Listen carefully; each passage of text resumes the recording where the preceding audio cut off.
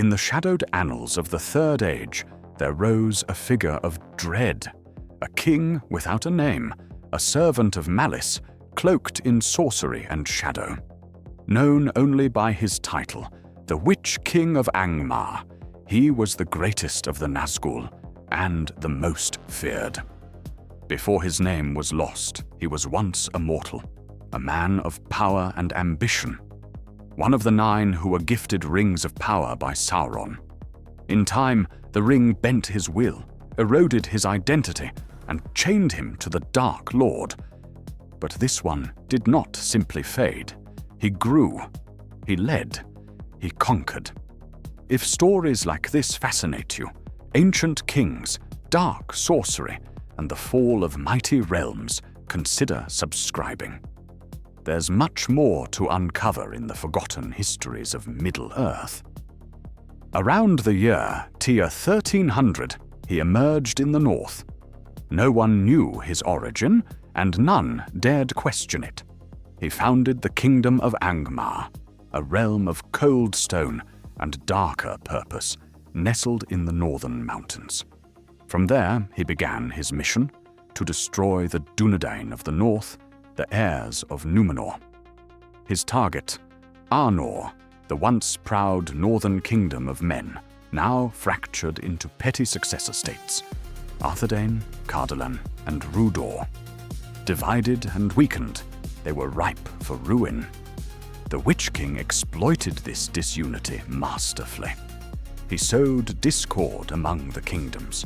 He allied with dark things, trolls, orcs, and creatures of the misty mountains. He even corrupted the leadership of Rhudaur, placing the realm under his dominion. By Tier 1409, Angmar's forces descended upon Cardolan and Arthedain. The ancient watchtowers of the Dunedain were set ablaze. The last prince of Cardolan fell. The Witch-king stood triumphant at the ruin of Amun-Sul, seizing its palantir and casting fear into the hearts of the free peoples. But his wrath would not end there. Over the next centuries, he waged war without end. Arthedain alone stood defiant. Even as the other kingdoms crumbled, its kings held fast to the line of Isildur. Yet they were alone. Almost. It was not until TA 1973 that the southern kingdom of Gondor finally answered their call. A great host was mustered under Arnor, Prince of Gondor.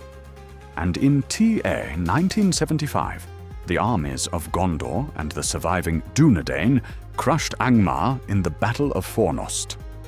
The Witch-king met Arnor in single combat, but when challenged, he laughed, a shrill, cold sound, and fled before the prince could strike.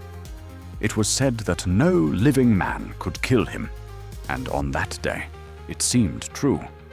Angmar was destroyed, but the Witch-king endured. He returned to Mordor, where he bided his time, regathered his strength, and prepared for the War of the Ring. In TA 2000, he led the assault on Minas Ithil, and 2 years later, it fell. It was renamed Minas Morgul, and the Witch-king took it as his new fortress. By the time of the War of the Ring, he had become the Lord of the Nazgûl, second only to Sauron. He led the assault on Osgiliath. He broke the gates of Minas Tirith. He struck terror into the hearts of men.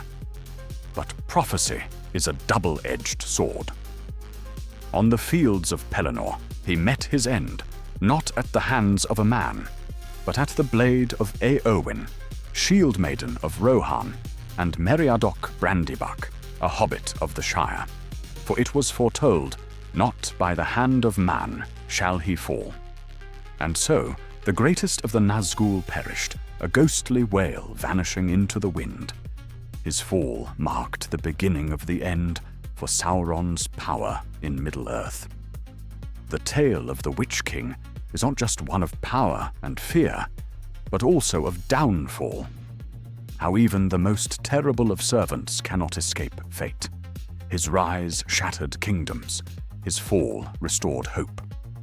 If you want to hear more such stories of kings, wars, and the fate of the world, don't forget to subscribe, like, and share.